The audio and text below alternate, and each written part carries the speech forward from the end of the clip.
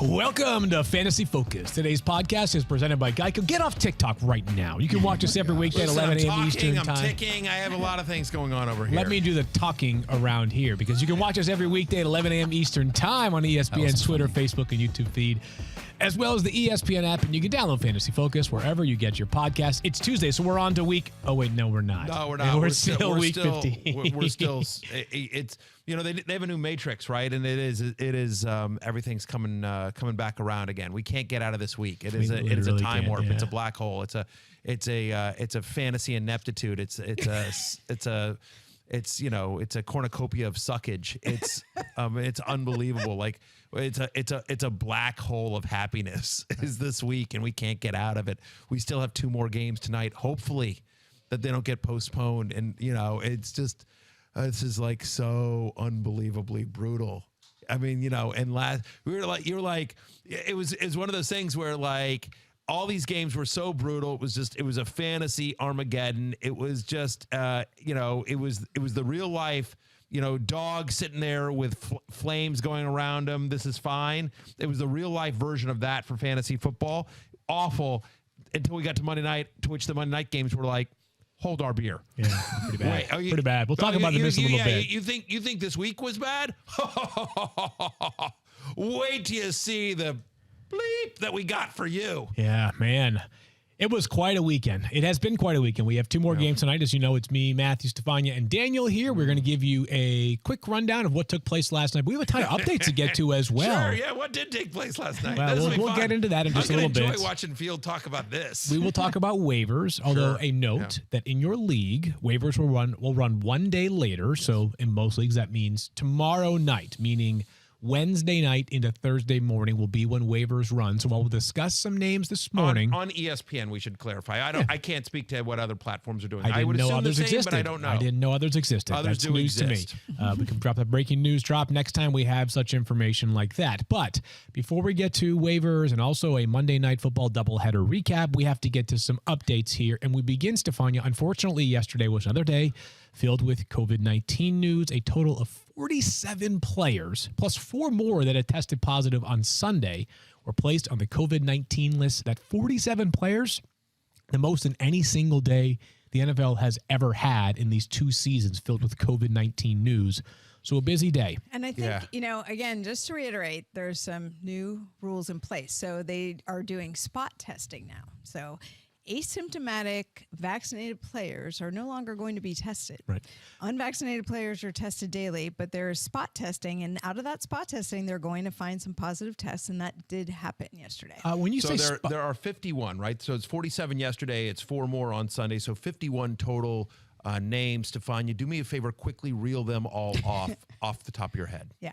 That's not going to happen. Stephania, let me just ask you a question because I had heard something yesterday that maybe jives with, when you say spot testing, is it the same thing as basically random testing? Because my understanding is that there are just some they're going to on occasion just test players. Right. And is that what the spot testing refers to? Yes, and it's it sounds like they're doing it by grouping, so it would be like a running back room, and that might include running back players and running back coaches. Gotcha. So it'll be a mix of individuals, and the assumption is again with the prevalence of the virus in the community, you're going to have more asymptomatic positives. So the assumption is you're going to find some positives when you do those random tests, even if they are asymptomatic. So just keep that in mind. That's the plan going forward. But one name that was reported to be headed to the COVID-19 list, and I am not trying to implicate the reporters who passed along this information because this falls into the category of pure confusion,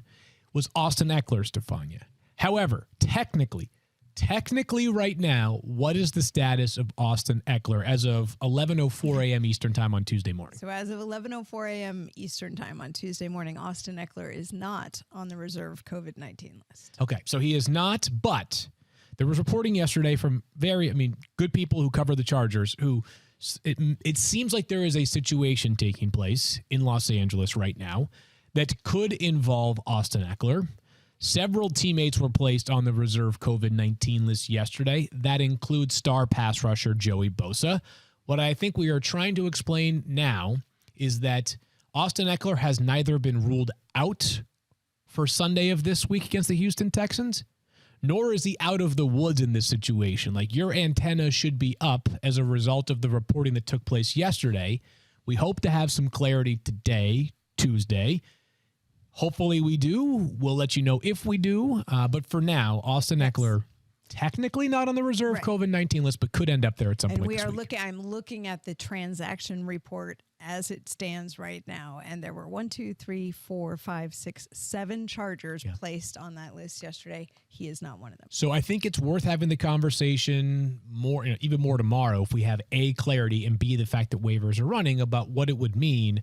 Justin Jackson actually had more carries than Austin Eckler last Thursday night. We'll dive into him more a little bit later on in the show, and also tomorrow if we get even more clarity there. If Austin Eckler were ruled out, it would be a committee, but I agree with you. If you were starting a Chargers running back, it likely would be Justin Jackson. I think he would be the one that you would want to have. You'd see some Joshua Kelly, probably some Larry Roundtree as well. Again, if Eckler were ruled out of this game, the shame of it is obviously not just a star player, not just week 16 of the fantasy playoffs, but they play Houston, right? So just an amazing matchup as well. If you were counting on Austin Eckler, I think a Fields warning is correct here.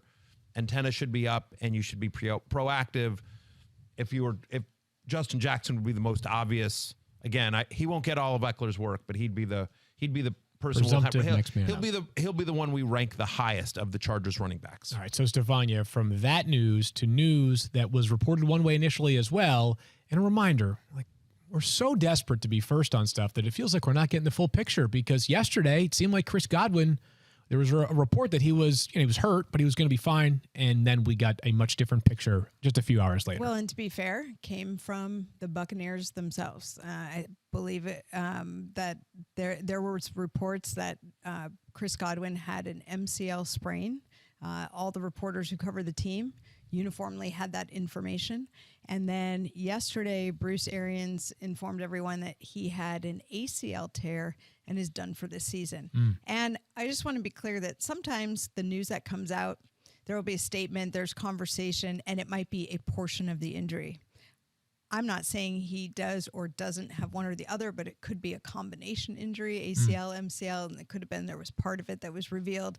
But the ACL injury, ultimately, the thing that is probably the most severe, and sometimes once they do the full evaluation, they come to the conclusion this is the most severe part of the injury. You get that label and not the complete picture. So the bottom line for fantasy manager purposes is that Chris Godwin, unfortunately, is done for the season, and we hope to see him back next year. He was having a great season.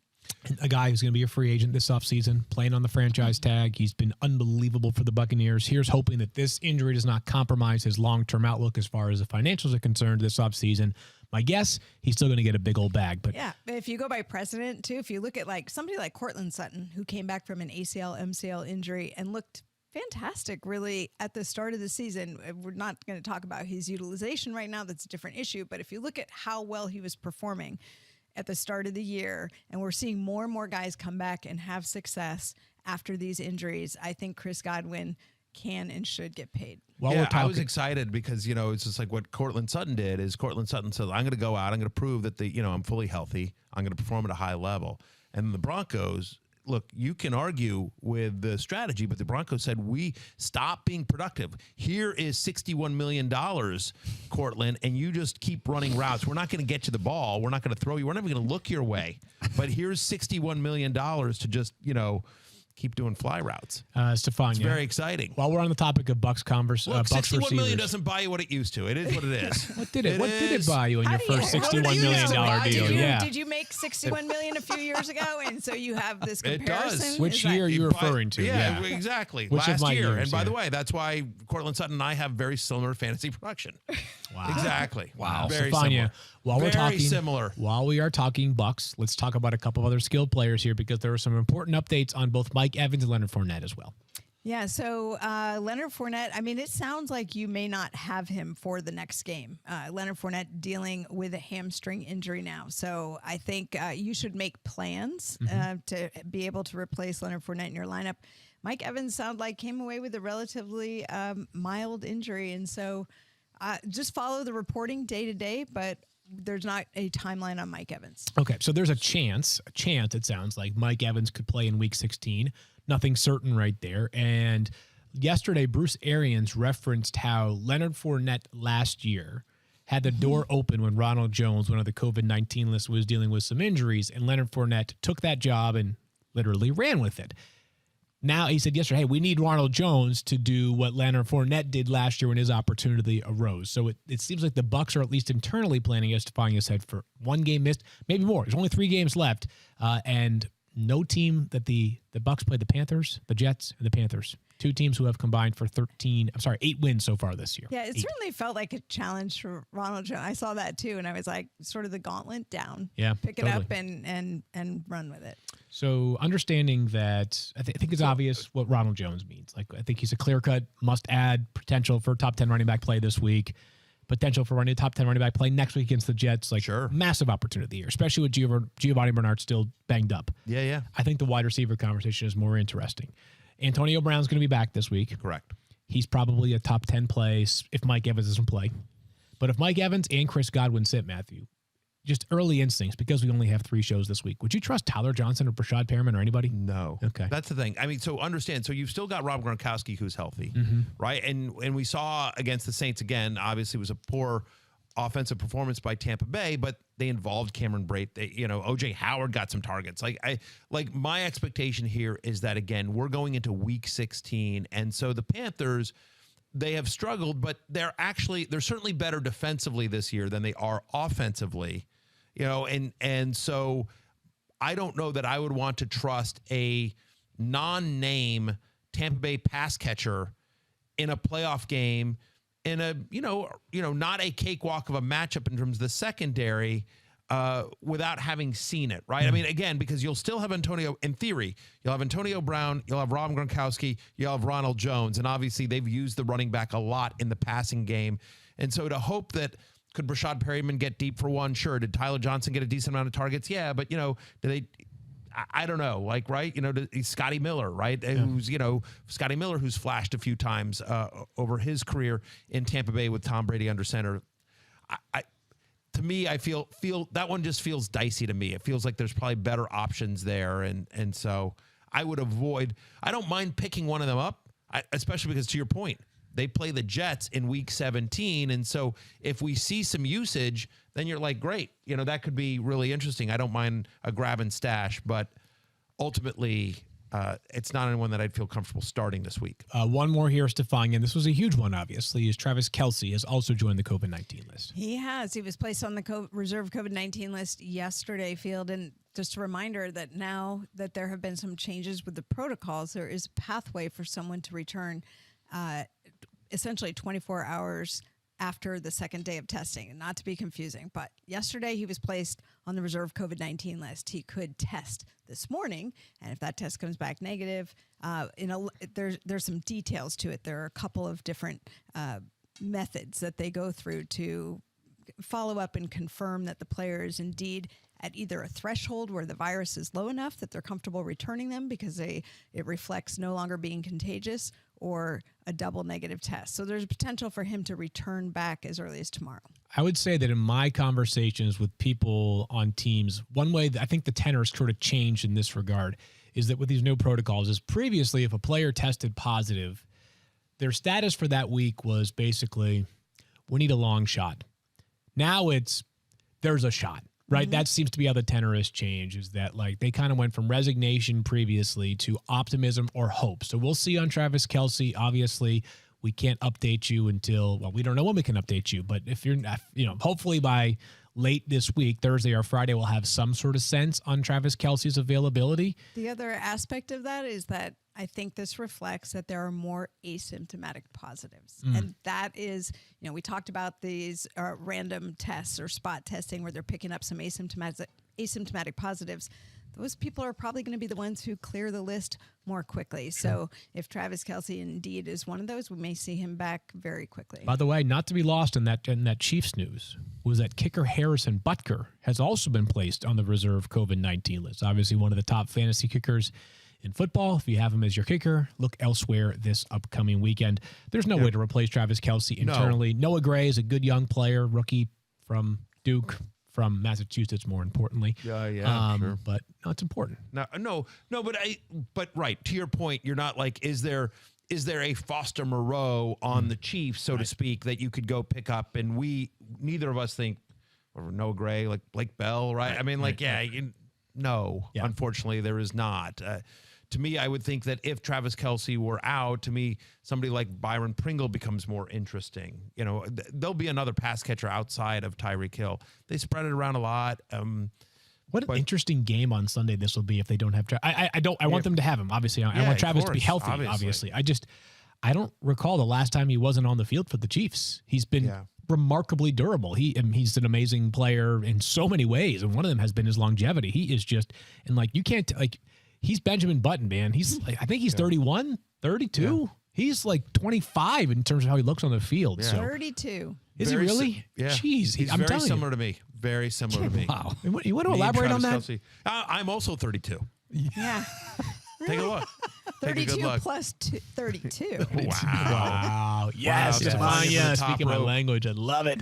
Anyways, we'll keep our eyes out for Travis Kelce's status. And jokes aside, he's kind of like a young Field Yates there. Field Yates also, I believe, 32. 34.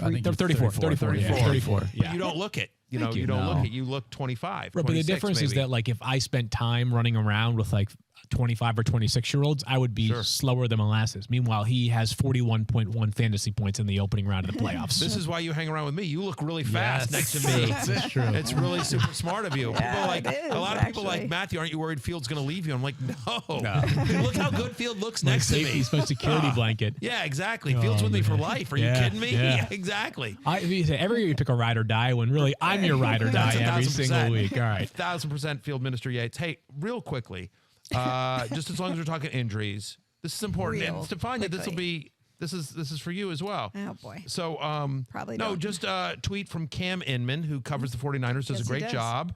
Don't give me any bad 49ers news. What? No, this is good 49ers news, Stephania. I think you'll like this. Is again Cam Inman, who does a great job covering. Right, covers the 49ers. Writes for the San Jose Merc. Yes. So anyway, Cam just tweeted, 49ers Elijah Mitchell's knee issue has, quote, taken a positive turn, unquote, and it'll be a game night decision Thursday, General Manager John Lynch just said on KNBR. Mitchell is out of the concussion protocol. The knee injury came on the same play in Seattle, Lynch says. So there you go. Chance for Elijah Mitchell to return Thursday night. Good news that he's out of the concussion protocol, and we'll see about the knee injury. But that is significant, I think. I got to tell you something. It is significant. My early read, and we'll have more of a conversation on this tomorrow, would be, even if he does play, I think I'm fading. I'm too nervous about him and Jeff Wilson Jr. splitting carries. Like, if you're the 49ers, especially and you've got Deebo Samuel, knee swelling. I mean, it's too close. I'd feel better. Like, we're on Tuesday morning, and you're talking about 48 hours from now. No practice. Well, a little nervous. And I will say this.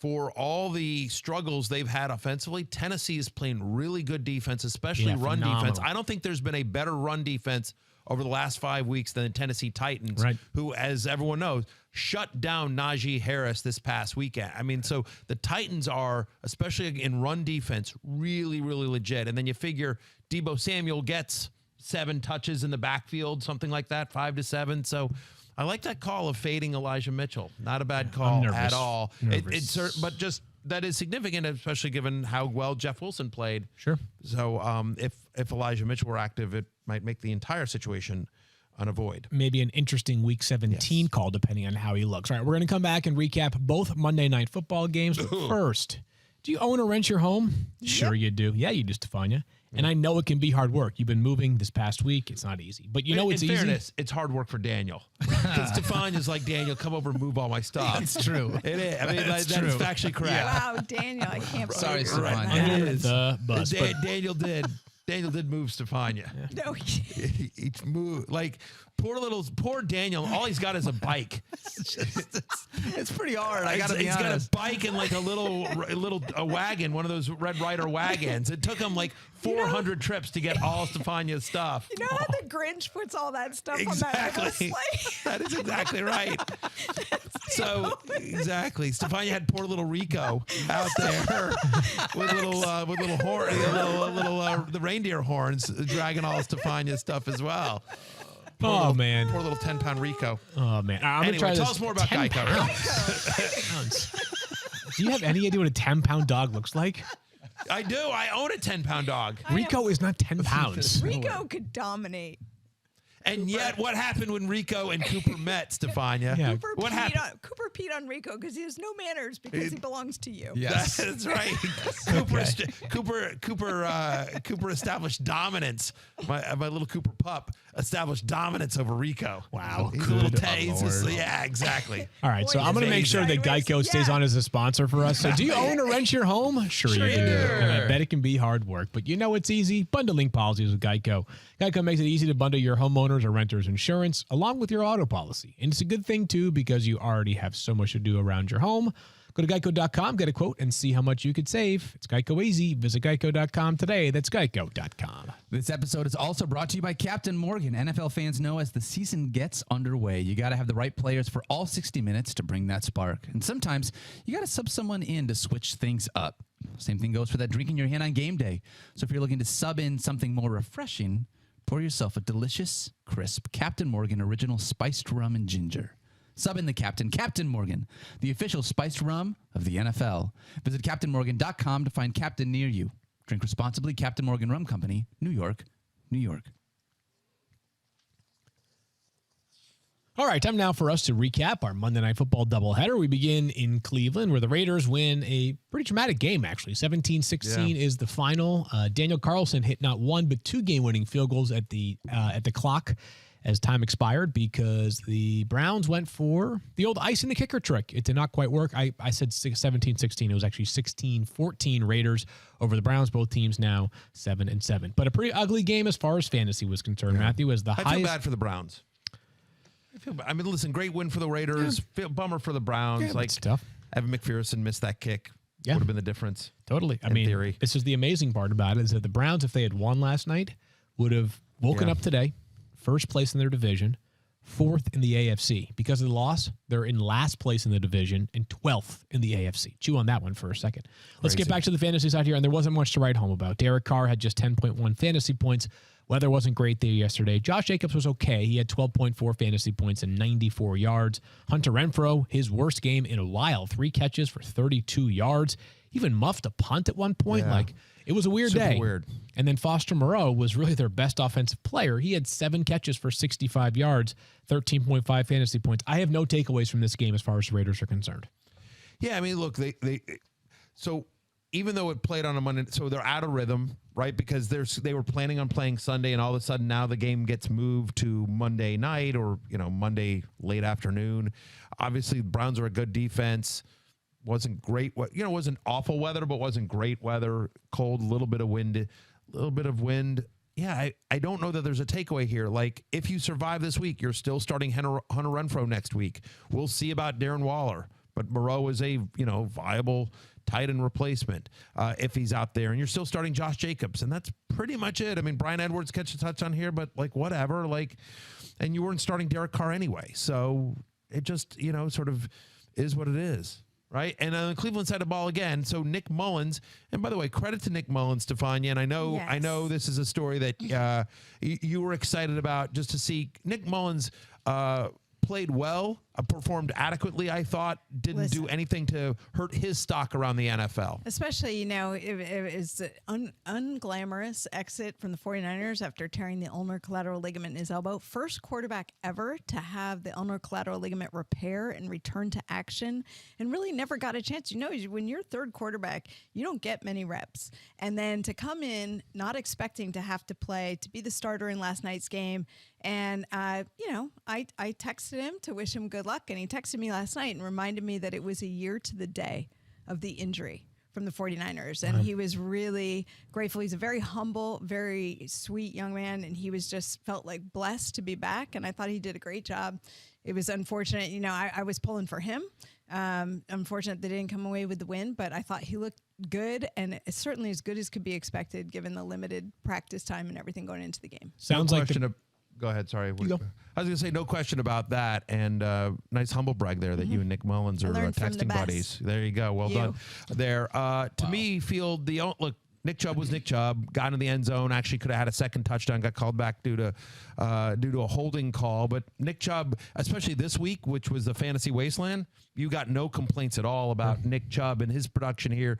The only other thing that was sort of interesting, David Njoku had a touchdown. He was half an inch away from getting that touchdown. The foot ends up going out, but then Chubb scores. To me, the interesting thing here is, and this is probably more of a next year discussion, but we've talked about him a few times, is Donovan Peoples-Jones, right? 8 targets in this one, 7 the week before, 15 targets over the last 2 weeks, just 4 for 48. Had another big play where he had the ball and it got knocked out at the last second. Can't drop the ball. Too many drops yesterday. Too many drops from Donovan Peoples-Jones, but a player overall that I like, and that's somebody I think will be in their plans next year. Yep, they certainly could use some reinforcements at wide receiver. Perhaps the best reinforcements come from within. Let's get to the second game last night, which the Vikings win 17-9. The Bears scored on literally the last play of the game, which I think has 2 pieces of relevance. One, if you were starting Justin Fields, you picked up an extra, 4 points for the touchdown, plus 19 yards for the passing yards. So it put you over, like in ESPN standard scoring, it put him over 275. You get a point for every 25 yards throwing. So that was a 5-point play in theory, basically, for Justin Fields. Yeah. And I think even more significantly, it extended the streak for the Minnesota Vikings, who have now played 11 straight one-score games. That is one shy of the record held by the Baltimore Ravens in a single season. They played 11 straight games. And I know that yesterday was really not a one-score game, but I thought that was sort of a funny footnote to the end of it. Well, and what was so funny is that, and there were, I don't know if you caught this, but, Steve Levy said in the broadcast, and they're not going to kick the extra point. It doesn't matter. And then Scott Van Pelt immediately after on SportsCenter said, "Oh, it matters," which is, again, the line was 7.5. So the Vikings were favored by 7.5 points. That was the closing line at most books. So again, obviously they win by 8. The Vikings win by 8. But if the Bears had gotten to kick the extra point, they would have won by 7. And so people that had bet the Bears would have won. Wonder if we will see that on Bad Beats at some point from SVP. Will. Vegas seems to know. Let's get going. In terms of the actual night, though, I mean, just a tough night for some really, really good players. Nobody probably perhaps more so than Kirk Cousins, who completed just 50% of his passes for 87 yards, 2 touchdowns. I'm laughing just because, so my War Room League team, I have Jamar Chase, top 10 wide receiver, 16-team league, right? Jamar Chase, Joe Mixon, Nick Folk, the number 1 kicker in fantasy, the Bills, like a top 3 fantasy defense.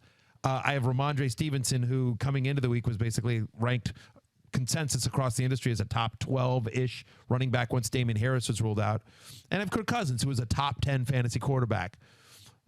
Unless Tyler Lockett gets cleared tonight or Freddie Swain has the game of his life, I'm going to finish with under 90 fantasy points with a team that was one of the highest scoring teams in our War Room League. and so I held that hope that Kirk Cousins was still going to kind of save me, given the fact that he was playing against a Bears secondary that was without every single starter, completely depleted. And Kirk Cousins in prime time is a thing, man. He was not good. Now, in fairness to Kirk Cousins, because I'm more often than not a Kirk Cousins defender, 2 things I will say. One is that a lot of penalties in this game. And so brutal. And honestly, there as many penalties as there were more that should have been called. So, I mean, part of the reasons why he only had 87 yards is because he didn't need to throw. There'd be a personal foul penalty and then a holding penalty. And all of a sudden they're 45 yards downfield and they haven't completed a pass. They haven't needed to because the Bears were so disciplined and had so many penalties. And then the other thing was, again, and they did a good job of showing this on the broadcast, but in case you didn't see this and you're just seeing it on social media, Kirk Cousins' interception, it looked bad. It looked like it was just sort of this, arm punt. Kind of an arm punt, kind of this very soft looping throw to no one other than a Bears defender playing center field. And then they showed another angle, which basically showed Jefferson basically got tackled on his way, and for some reason didn't get called. But if the Bears don't cheat and Justin Jefferson is able to go unimpeded to the ball, that interception does not look nearly, who knows if it's an interception or not. But let's get through the rest of it. Anyway, And I just want to explain why people that are looking up going like, how did this guy throw 2 touchdown passes and have 87 yards? Yeah. Well, and by the way, he also played bad. You said it earlier, like that Bears defense, they deserve so much credit for a bunch of guys who were literally practice squad players, showed out last night. I thought they did an excellent job given the circumstances. 2 last quick notes here. It was Kirk Cousins, of course, week 15 fantasy playoffs. It was his second worst fantasy game of the entire year. Of course, it's, in the semifinals, in the week 15, the fantasy playoffs, when you need them, second worst fantasy game of the year, and under 48% completion percentage in the 2 games without Adam Thielen. So Thielen, there was a chance he could go. Hopefully he's back next week for the Vikings. Moving things along, Dalvin Cook had 11.1 fantasy points. Can't be mad about the workload. He had 22 plus carries in 4 straight healthy games, 3+ targets in 6 straight games. Justin Jefferson, it wasn't his fault, right? 14.7 fantasy points last night, 4 catches, 47 yards, and a touchdown, very importantly for red zone as well. He's got 9+ targets in 6 straight games. Justin Jefferson really has a case for the greatest first and second year wide receiver, a wide receiver through his first 2 seasons in the NFL, maybe ever. It's right up there for one of the greatest starts of all time. With just another 150 yards the rest of this season, he will break the record for most receiving yards before the age of 23, previously held by Juju Smith-Schuster, of all people, believe it or not. Justin Fields, though, I thought Justin Fields, this was an interesting night. So there was some really good from Justin Fields last night. It's pretty evident when he has a little bit of time and is decisive, he can really sling the football. But and I know those 5 fantasy points at the end helped make his day look a little bit better. 16.9 in total, Matthew. He's got to avoid the easy ones. It's sacks when you're in the red zone, or fumbles. Obviously, there was the bad fumble last night that he lost. Some of those things, his situational awareness has to pick up, and if it does, he's going to be a really good player.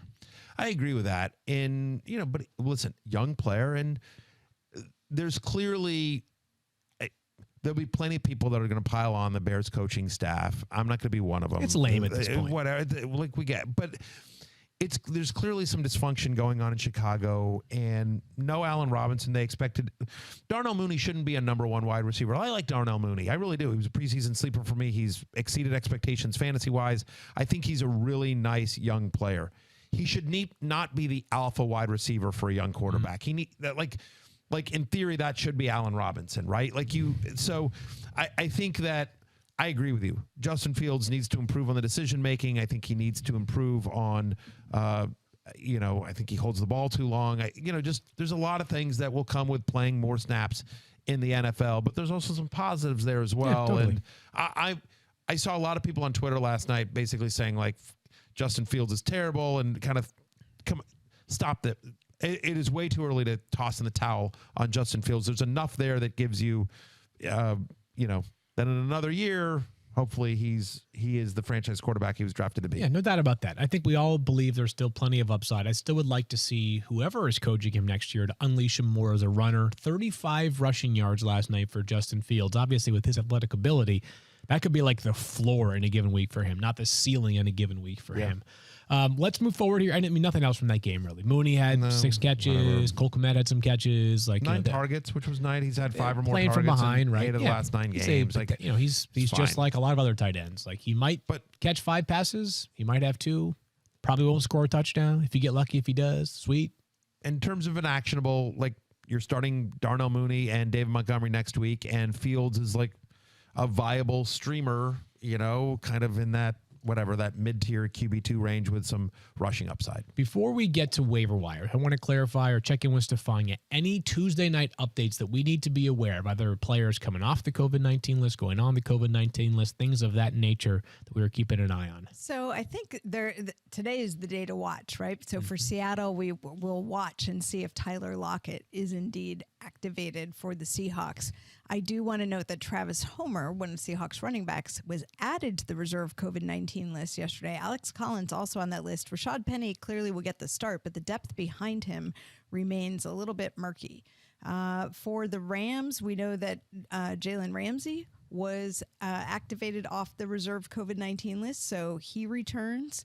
Let's see. Who else have we got here? Jalen Hurts, not a COVID situation, but he is full. He was off the injury report. Yes, Jalen Hurts, I think the extra couple of days definitely helped him because he came off that last practice going into the weekend as questionable. That would have been the designation had they played Sunday.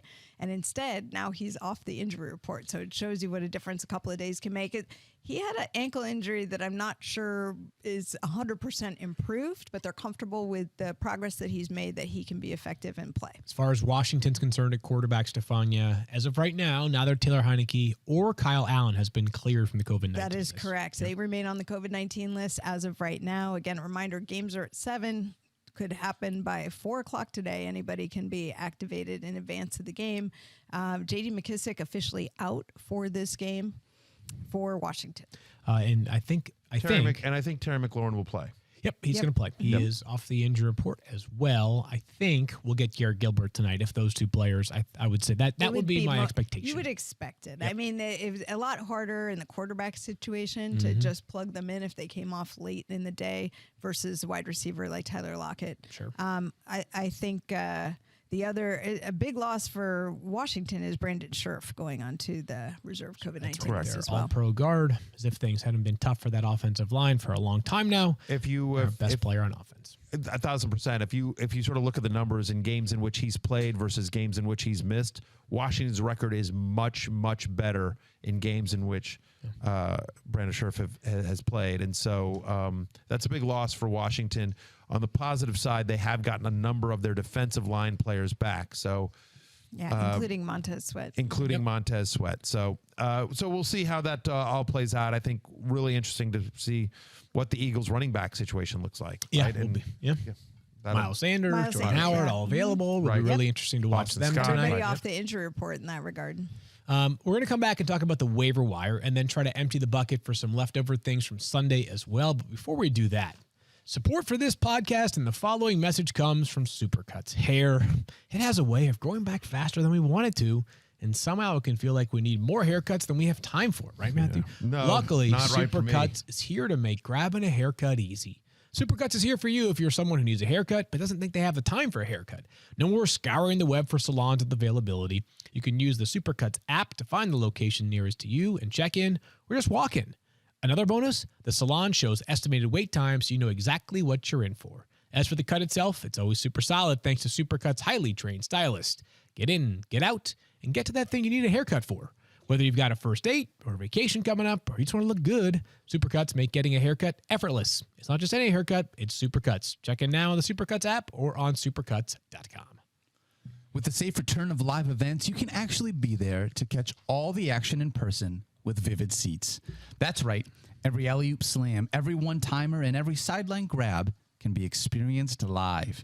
And with Vivid Seats rewards, you can earn rewards like free tickets. All you have to do is collect stamps, redeem, and repeat. It's that easy. From upper level to courtside, Vivid Seats has you covered for all the events that matter to you. So grab your tickets today and cheer on your favorite team from the stands. Visit vividseats.com or download the app today. Vivid Seats. Life happens live.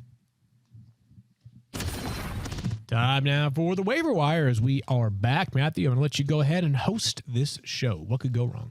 What indeed? How long do you have? I can come up with a long list of things that could minutes. go wrong. We don't have that long. What a great dig, Field. That was funny because it was just so you just slid it in there. And just, I mean, he's getting funny. better at comedy hanging out with you, Matthew. It's funny because it's true. Wow. All right, Field Yates. Matthew's getting better because of me. Because he's hanging out. That's fair. Wow. Yeah. All right, 22 minutes. I have to endure this for another 22 minutes. All right, great. It's not bragging if it's true, man. Fair. You know what? That's factually correct, Stephania. Wow. That is Good factually call. Great correct. pull from Stephania. Very That's good. nice call back there from those who watch fantasy football. Now, this past weekend, you get that. Field, you write the free agent finds column, the waiver wire wonders, the Field's favorite, whatever we're calling it, the free agent column on ESPN.com. I don't know what to call it. Like, I've asked him. He doesn't even know what they call it. What do they call it? What's the waiver wire. The waiver wire. Yeah. I kind of like free agent finds as a better name. Okay, Everyone that works writes too. a waiver Whatever. wire. Okay, fine. I All like right, that's Fields fine. free agent find specifically, not just free Fields agent. free agent find. Yeah, Yeah. exactly. That's Agreed. a nice alliteration. Yeah. Thank you, Right. Daniel. There you go. We've renamed the column. Field's favorite fantasy plays versus there's- least favorite fantasy Stop plays. it. No. I hate you. What? like my Like preferred love slash hate. fifth Like, preferred. Fields yeah, plays yeah. that he loves, Fields plays that he hates. Right, You can do exactly. that. Yeah, I could do that. That would be good. You want to do Fields waiver pickups you love, Fields waiver pickups you hate? There Maybe you that's go. maybe that's That'd be your good. also. Yeah, I love. Also better. By the way, I whatever. I'm not going to give the guy a shout out, but there's a fantasy columnist that writes a column called Love Hate. I just discovered That's last you, night. right? No, beyond me. I friggin' hate that guy too, Matthew. Trust me. It's Oh, you're talking about the guy, not you. You correct the guy, not me. Sorry, my fault. Anyway, Okay. Field the Waiver Wire column is up now on ESPN.com, I believe. Correct? Yes, It it's is been available. posted. Yes, it and is. if I need a running back, where am I looking? You are looking in Tampa Bay, where Ronald Jones should be the starter for at least one game for the Buccaneers. This is a guy who he has ability. That much we know. He was a second-round pick for a reason. He's run well. He's had 100-plus yard games in the past. The big thing for Ronald Jones is just consistency. He can't put the football on the ground. He's got to be better in pass protection, and the Bucs have to rely on him as much as he needs to show them he can be reliable. But opportunity is rife right here with no Leonard Fournette expected for this week. I think Ronald Jones will be a top 10 or 12 running backs in our ESPN consensus ranks. In a matchup against Carolina, that's not a great one, but not a terrible one as well. This Bucs running offense can be very, very good with Rojo. Fields, you said no Leonard Fournette, and you also said that Giovanni Bernard is already ruled out or potentially going to be ruled out. He's this game. been banged up. He has not played for the past couple of games. And the only other guy there is Keyshawn Vaughn. As Is of that right now, correct? Keyshawn Vaughn. He Yep. didn't really establish a lot of confidence, it didn't look like, in his time out This there. is his job. I mean, and Bruce Arians said as much yesterday, right? Yeah. And I know we've had plenty of quotes from Bruce Arians about running backs in the past, but this is not like this guy is like, the next Marshall Faulk or something. He's just saying he's got, like, we don't have a choice. We are so limited right now at running back. If Gio's not available, it's got to be Rojo.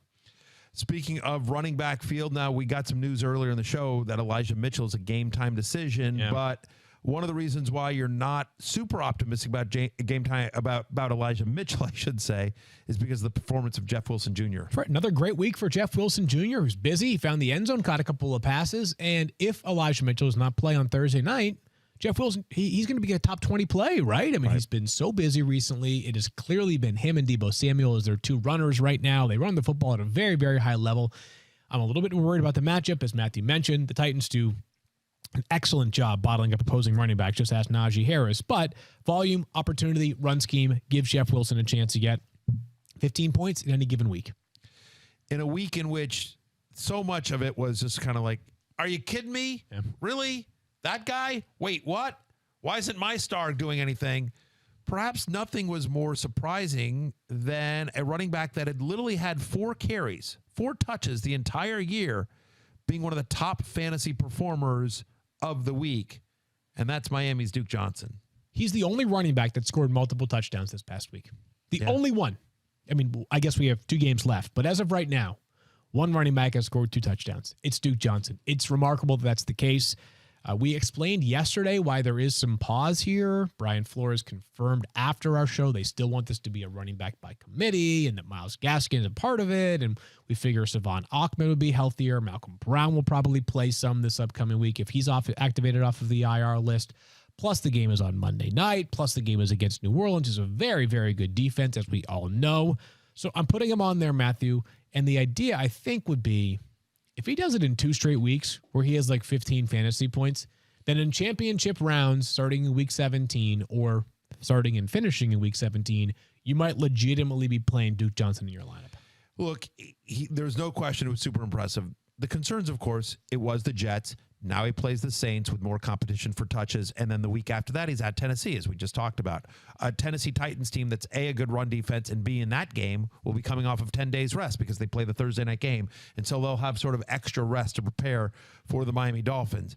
All that said, at this time of year, any running back with a pulse has value, and you're not putting that toothpaste back in the tube after what Duke Johnson did this past Sunday. Again, Brian Flores coming out and saying, like, Duke Johnson's going to be involved. So makes sense that even if you don't use him, you don't want somebody else perhaps Play some using him defense. against you. Let's move to Detroit, where there's actually some good news, Daniel Dobb. Yes, there is. Where there's been a wide receiver that has some optimism. Amon-Ra St. Brown's been so good Yeah. recently. He's got 26 catches over the past 3 weeks. That's 3rd in the NFL during that time, trailing only Chris Godwin and also George Kittle. He's been super volume heavy. He's also just a good football player. That much seems to be clearer and clearer by the week. Although Detroit was up big against Arizona and won that game this past weekend, they still threw enough to get Amon-Ra St. Brown the requisite volume to remain a flex play, maybe even a high-end flex player, a low-end wide receiver too. In my initial ranks for week 16, I've got him a wide receiver 24. By the way, he plays at Atlanta. You might be too low on him at wide receiver 24. Well, there's one thing to consider there, which is the quarterback. Jared Goff was placed on the COVID-19 list. He was, but that's okay because one of the things the Detroit Lions have is amazing depth at every position. God, you are such a So, but in all seriousness, I is hate David you. Blau? I take back everything nice I've ever said. right? Ever. Is David Blau that much of a downgrade from Jared Goff? Yes. I think so. He's a good story. I He's do a good- love David good Blau. dude, It's yeah. a great story. Yeah. But yeah. Yes, he is definitely a downgrade. That being said, I think there's a chance, by the way, that Goff, who said on the radio this morning, he felt some symptoms late Sunday night. He tested positive on Monday. There is a chance he'll play on Sunday. Just if you don't know what we're talking about, go to the top of the show and just listen to that segment over and over again because it explains how there is a chance that anybody who plays on the COVID-19 list could hypothetically play later that week. One of the things about St. Brown, though, is he a lot of times plays close to the line of scrimmage. I actually think of all the pass catchers in Detroit, he's the one that might be least affected by a change in quarterback. And you see it there on your screen for those of you watching the stream. 34% target share in those 3 games. So even if it's not going to be efficient and Blau is a downgrade from Goff, the fact is he's getting such a crazy volume. Over the last 3 weeks, Amon-Ra St. Brown is the second best wide receiver in fantasy. It's awesome. The second best wide receiver in fantasy. You certainly like the matchup this week against the Atlanta Falcons as well. I forget who made this tweet, but David Blau is how you pronounce it. Yep. And so it was just somebody quote tweeted the news that Goff had been placed on the COVID list, and he wrote I'm called David Blau. That's my name. Once again, that's my name. Called David Blau. I just screwed that all up. It's the Simpsons thing. It's the Mr. Plow. It's the Mr. Plow thing. And so it's like good. it was so good, and I just screwed it up. That poor guy. He had a great tweet, and I screwed it up. What is it exactly? It's like it's. Don't ask me. Oh, I it's know the- what it's you're the talking Simpsons about. thing. Hold on. Like- Mr. Plow. Weren't you just saying like 5 minutes ago how I've gotten funnier being around you? Yeah, I gotten less funny being around you. What is going on? What was that attempted delivery Season right 4, there? episode 9. Yeah, but So, you know, I'm trying to find it. I'm trying to find it. Calm down. But like, it's. Hey, do you know where you can watch every episode of The Simpsons ever? Disney Plus. Disney Plus. Thank you. Disney Plus. Thank you very Hey, much. by the way, if you're looking for yesterday's episode of the Fantasy Show with Matthew Berry and I, we actually didn't tape one yesterday. Matthew, do you want to tell people why? Well, just because normally the way our taping schedule works here, we usually tape Monday afternoon prior to the Monday night game. We're very open about that. It's just because of Daniel and I's schedule to produce the schedule's studio availability. But we ended up not doing the show because there were still 8 teams left to play. Right. And so that show, which is a look back at the week, but also a look forward and does a lot of waiver wire stuff, we just felt like that we wouldn't be able to give you an accurate show with 8 teams still to play. And so anyway, there'll be a new show on Wednesday. I think first thing Thursday morning that will get you set for week 16. Call Mr. Plow. That's my name. That name again is Mr. Plow. Right. So it was, yeah. That was good. Call David Blau. That's my name. That name again is David David Blau. Blau. So that's what the guy tweeted, which was very funny in the moment, and I just ruined it. No, it Just was good. completely- It was no, funny. it was awful. 4 minutes ago, it's still funny now. Yeah, great. No, that's There good. you go. Sorry to everyone. I apologize to everyone. You know what? Here's what I need. I need a teary-eyed press conference where I read from a prepared statement. I go up sadly. I'll what take you no need. questions after this. I just, I've disappointed my coworkers, my family, my friends. Yeah, what's I new? appreciate everyone's privacy at this difficult time. Good Lord. Gabe Davis? Gabe Davis. Yeah. Talk Gabe Davis. Yeah. Talk to me about a guy in Buffalo. There's no delicate way out of that. It was Yeah. awful. So Gabe Davis has a touchdown in 3 straight games. That seems good. By the way, right? that moment was like by the way, cut to like Kirk Cousins or anyone that played on Monday night going like, you're criticizing me for bad entertainment. What was that, Terry? That was awful. That was, like our crappy NFL game was still better than that. Whatever that 4 I got minutes news was. for you. They don't watch you. Wow. Wow. But we do. If only that so were you true. just apologize to the people who care, your family. I your just work did. Family. I just know. read from a prepared statement. That was prepared? With Yeah, meaning. Wow. I have a couple of them in my phone. Honestly, like every day, I'm ready just in case. every day in front of a live microphone, I have to have a prepared statement because there's always a chance. My notes app just has like Just- 4 or 5 right. different like templates of Templates which situation does this one fit? Right, exactly. That I've screwed up, and I need to. Oh my goodness. That I've completely They just butchered. completely abandoned us in the control room because we've ruined I'm it. sorry, Yeah, I guys. know. Yeah, They're like, sorry. where is So, this I going? just- We can't salvage it. We cannot get this time back in our lives. No, you most certainly Gabe cannot. Davis is a good wide receiver, though, right? Felix? Right. He's a great wide receiver. Yeah. You know what, Daniel? What? Third best wide receiver in fantasy so far this week. That's right. How He had about 2 that? touchdowns, 5 catches, 85 yards. He's scored a touchdown in 3 straight games. He's got 15 targets over the past 2 weeks. Emmanuel Sanders' status for week 16 is not yet known. If Emmanuel Sanders is out, I suspect Gabe Davis will continue to play a lot. Even if Emmanuel Sanders is in, you probably still have to find a way for Gabe Davis to continue to play. So he's a player that has some upside, good offense, tough matchup this week against the Patriots. But Gabe Davis, really interesting player, and certainly somebody that you have on your dynasty or your keeper league teams you feel great about. I have him in every league that I have a dynasty team. I love Gabriel Davis. We've talked about him for a lot. By the way, tough matchup against the Patriots this week, but last time he played the Patriots, scored a touchdown and came inches from scoring a second against them towards the end of that game.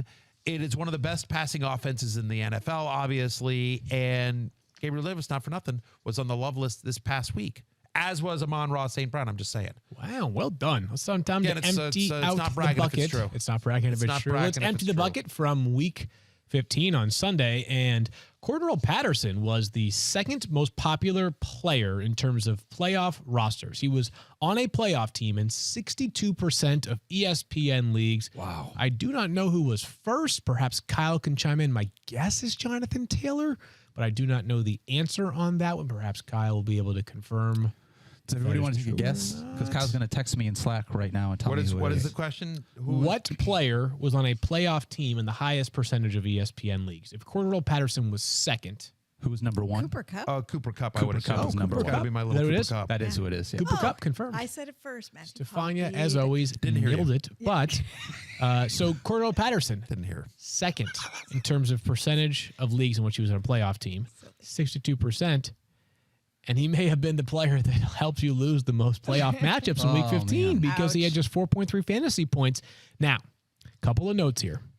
This is a game that very easily could have looked a lot different for Cordarrelle Patterson, but the 49ers defense was exceptional. According to the Elias Sports Bureau, the 49ers became the first defense to force 3 separate turnovers on downs from inside their own 10-yard line in a game in over 40 years.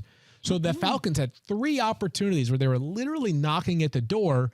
I believe early on in the game, actually I know early on in the game, there was a call that was originally ruled a touchdown for Cordarrelle Patterson that was overturned upon review. I'm not saying it was a great game, but still, if that very, very close play counts for 6 points, we're looking at 10.3 fantasy points and saying, not great, but still salvageable But you could during live a with crummy it. week. Not as bad as Najee Harris. Not as bad as James Conner. Not as bad as many of the running backs that it let you down. If you had got not as bad as Joe 10.3%. Mixon. Yep. Yeah. You want to talk about Najee Harris, Matthew? I mean, because he's up on this list too. You want to Yeah, go? let it into out. Let it out, dude. Just let it out. Get it all It's out. all brutal. All of it's awful. Worst game whatever. of the season for Najee Harris, Matthew Berry. Oh yeah, he was. under 5 fantasy points. Yeah. He was. He scored less than. Who was the? What was the name of the Miami Dolphins defensive lineman that caught the touchdown Christian pass? Wilkins. Christian From? Wilkins. That's From? right. Here in Connecticut somewhere. Close. But he went to high school here in Connecticut. He went to Suffield Academy. Yeah. Okay. There But you he's go. from Framingham, Massachusetts. There you no go. way. So again, a lot of Massachusetts football player talk today. So Yeah. There you no go. big Very deal. exciting. That's what the people love. That and blown references to the Simpsons from I was gonna 15 say years ago. That you're isn't trying to even tell an me what I original joke. can't talk about after you delivered like the world's worst monologue of all time earlier. 1,000%. Wow. Okay. By 1,000%, I mean it was the world's worst monologue. I'm owning that. I'm absolutely. Listen, for my last show ever, I feel like I could have gone out better. I'm not going to lie. I'm clearly. ESPN is not letting me anywhere near a microphone as soon as we're done with the show. I have been fired. I am sure there's an HR person waiting right outside the door. It is what it was. A good run, 060 Nation. I appreciate you guys. Follow Who's me on taking over in social- your place? Follow me on social media. Edek? I assume Mike Clay. I would assume Mike Clay. I got Ken. You know, Ken Dobby. Ken Ken Dobby's Dobby. coming. Ken Dobby's Yes, here. he's coming Do you in think the Ken Eric ever hears Moody? these references? I hope so, man. Because we always, so Ken's a too. great guy. He's a I know, longtime love friend. Ken. Like, It's we been have a long we have a time. deep bench. Yeah. Tristan I know, but do you Cockcroft, think Aaron Ken Carabao, hears a lot these? of great. Because we reference Ken frequently. Like, do you think he's totally like blocked ESPN fantasy out of his mind? No. Ken's my go-to. When I met him, he was such a nice guy. I mean, back when I first started here at ESPN, he was such a nice dude. I mean, everyone says the nicest stuff about him, but I hope he hears it because I say that out of love. Anyway, Ken Dobby was somebody who wrote for my Old Talented Mr. Roto website and came here when ESPN bought my website. He was one of the people that we brought over and had a role here with us at ESPN Fantasy. He has a real job in the real world, like a massive, very cool, very high paying, but time intensive job in the real world. I don't know if I'm allowed to say what it is, but ultimately his actual career kept going so well that, I mean, we offered him a full-time job here at ESPN Fantasy and just, we couldn't afford, like, he makes a really good living and he has a really, really important job in the real world. And so he just, his other career that he loves, he ultimately just had to move on, but know that he still plays fantasy. He's a big fan. We all love and miss Ken Dobby. I like the idea that somebody's going to be in the player app and click on our Najee Harris video and just see us talking about Ken Dobby for a minute and a half. It's fantastic. Again, like I wish my last show ever had gone better. But I hope you guys will subscribe to my Substack. Stop it. You know, and Follow me on TikTok. Follow you on TikTok. Right, follow me on TikTok. You know, and What's your username there again? well, yeah, it's at Matthew Berry TMR. I thought it was I'm on Charlie I'm D'Amelio. at Matthew My Berry bad. TMR on all forms of social media except the Fantasy Life app, where I'm at Matthew Berry. So I wanna follow me know at all what- those places because obviously I ain't coming back here anymore. I kind of just want to know what job it is that Ken has now. I'm just going to sort of guess, like, what high profile job. Do you think he works marketing for like Keeps? Is that what it is, Matthew? Is that why it's so? I don't believe that is what he does. Ken Dobby is bald. Matthew not and as his bald as me. bonded over that. Yeah.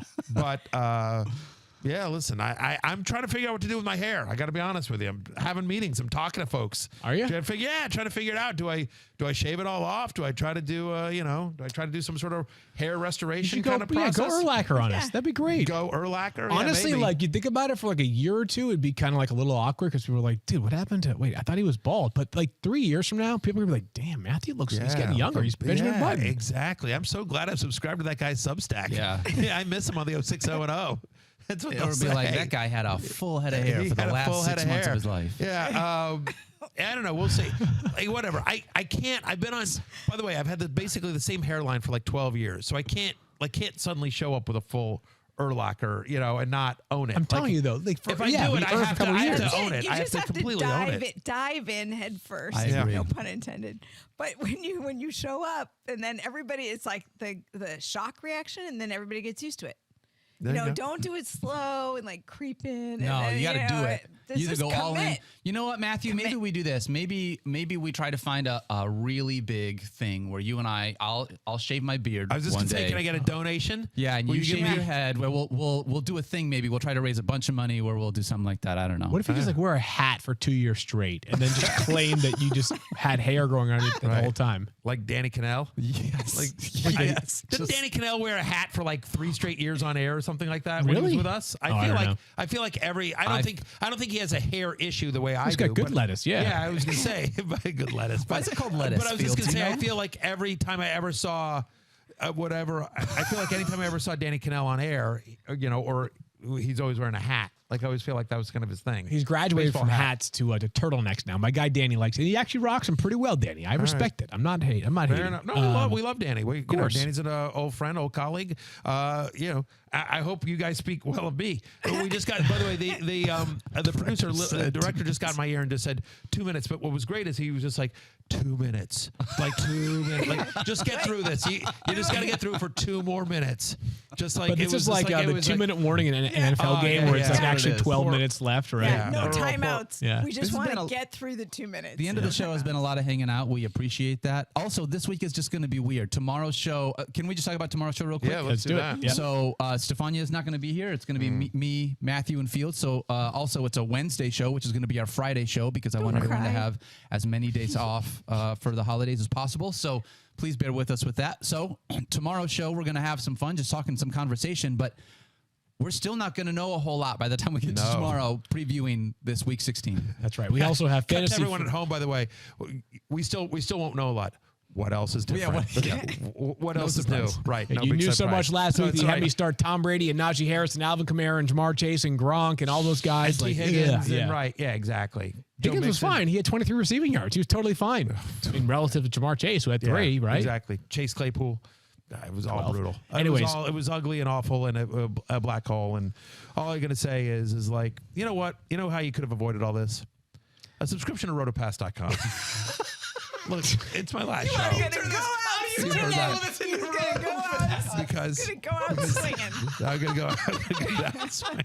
That's right. I'm gonna go down swinging. That's exactly right. Stefania knows me. You're damn right. Well, listen, for my show, I gotta get one last plug-in. It's not your last show. It makes better show up tomorrow. I am telling you, there is somebody from ESPN HR outside the studio waiting to escort about you that much. ESPN HR and ESPN Security is waiting outside the studio to escort me to my car, and they will we'll bring you a box of the stuff from your desk. Like, you don't even get to go there. Anyway, rotopass.com makes a great gift subscription. You get 12 months of ESPN Plus and 5 other great fantasy sites that'll help you through the playoffs, through DFS, through all of next year, through best ball and dynasty season. There you go. Good stuff right there. Stefania is gone tomorrow. I'll miss all of you. What's the promo code for RotoPass? 06010 gets you 10% off. All right. Stefania's gone tomorrow. Danny and I will be here. Matthew, we'll see you. We'll see. I don't know. But I'll miss all of you guys. We'll talk to you guys on Wednesday. Much love. Peace out.